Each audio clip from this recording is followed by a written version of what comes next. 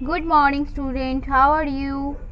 I hope you all are well. Today we will know some more parts of the work we do of our society book. Let's start now. First, I'll read the whole things and tell you what it means. আগের দিন আমরা এর introduction সম্পর্কে কিছুটা জেনেছিলাম যে আমরা প্রত্যেকে কে কী কাজ করি এবং আমাদের প্রত্যেকেরই একটা পেশা রয়েছে এবং সেই পেশার প্রথমটা জেনেছিলাম ফার্মিং অর্থাৎ কৃষি একটি পেশা, সেটা আমরা জেনেছিলাম।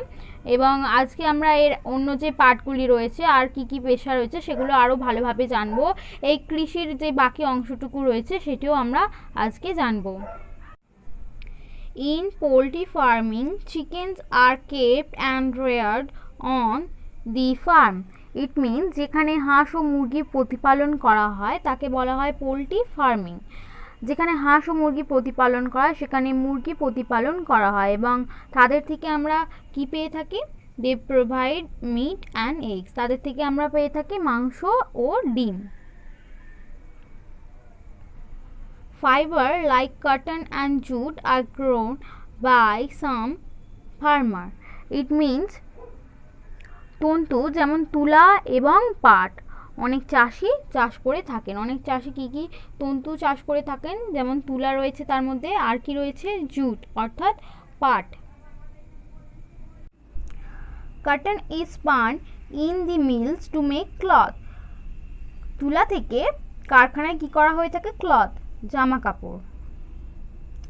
তুলা থেকে কারখানায় বিভিন্ন জামা কাপড় বা পোশাক তৈরি করা হয়ে থাকে।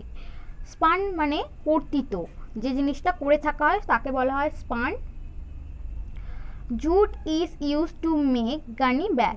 আর পাট কি করা হয়? পাট থেকে বিভিন্ন চট, থলে বা চটের ব্যাগ বা থলে ইত্যাদি পাট থেকে আমরা পেয়ে থাকি। তাহলে কটন বিভিন্ন কারখানায় কাজে লাগিয়ে পোশাক বা জামা কাপড় তৈরি করা হয়, তেমনই জুট পাট থেকেও আমরা পাটের বিভিন্ন ব্যবহার পেয়ে থাকি। যেমন পাট থেকে কী তৈরি হয়? পাটের থলে, চট বা দড়ি ইত্যাদি, এগুলো আমরা পাট থেকে পেয়ে থাকি। Beverages like tea and coffee are also grown in India.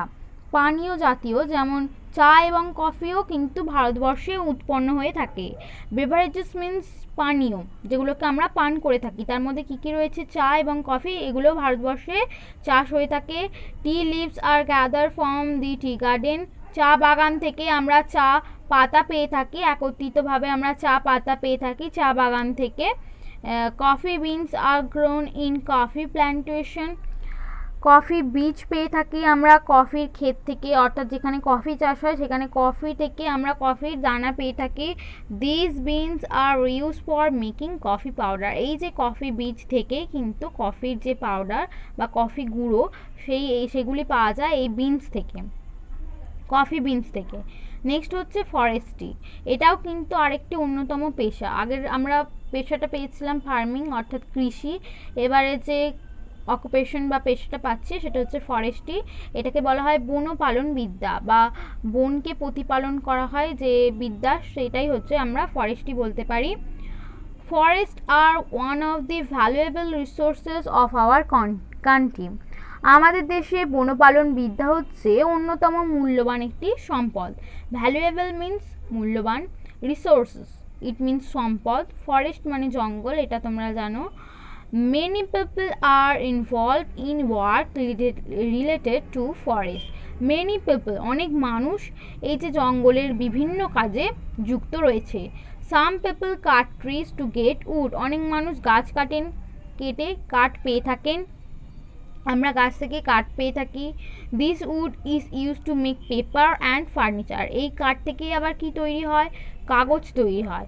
আর কি তৈরি হয়? ফার্নিচার। অর্থাৎ তোমরা দেখে থাকো, তোমাদের বাড়িতেও দেখে থাকবে কাঠের অনেক আসবাবপত্র রয়েছে, যেমন টেবিল, চেয়ার, এরকম দেখবে কাঠের বিভিন্ন জিনিস রয়েছে যেগুলো আমরা গাছ থেকে কাঠ হিসেবে কেটে তারপর ওটাকে আসবাবপত্রে পরিণত করে থাকি।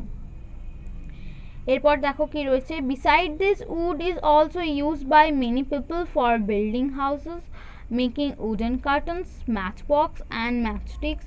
Cardboard etc.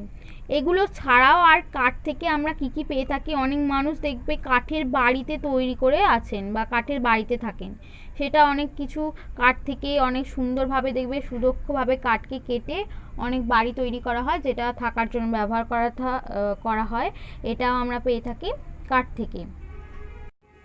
Making wooden carton অর্থাৎ শক্ত কাগজের বাক্স ইত্যাদি কাঠ থেকে তৈরি হয়। আর কি তৈরি হয়, ম্যাচ বক্স বা দেশলাই বক্স তোমরা দেখেছো, এটাও কিন্তু কাঠ থেকে তৈরি হয়। অ্যান্ড ম্যাচ স্টিক্স অর্থাৎ দেশলাইয়ের যে কাঠি সেটাও কিন্তু কাঠ থেকে তৈরি হয়। কার্ডবোর্ড অর্থাৎ পিচবোর্ড বা শক্ত জাতীয় কিছু বোর্ড, এইগুলো সবই কিন্তু আমরা কাঠ থেকে পেয়ে থাকি।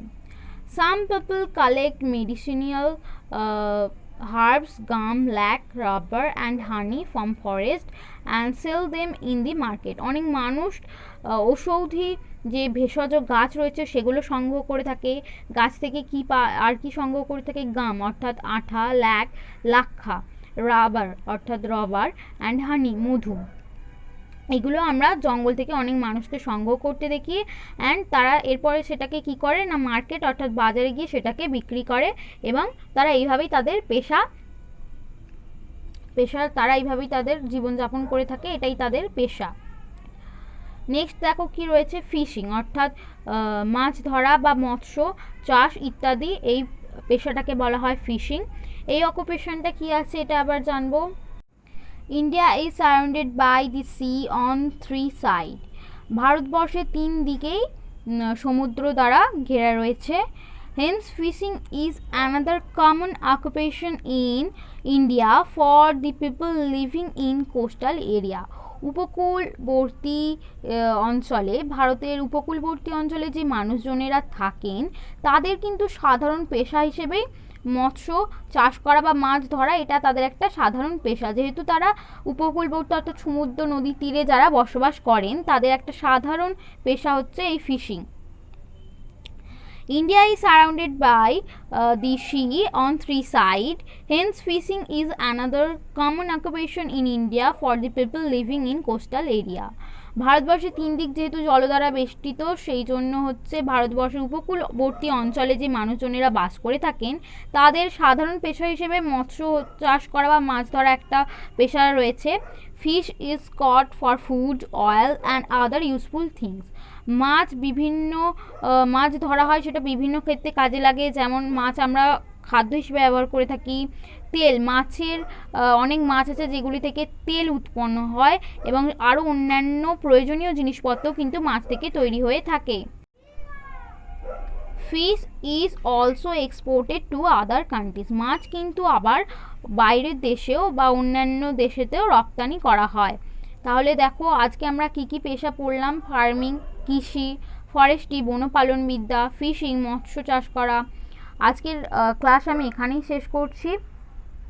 পরের দিন যে এর বাকি অংশটুকু রয়েছে, আরও কি কি পেশা রয়েছে সেগুলো আমরা জানবো। I will end today's class here. Tata, have a nice day.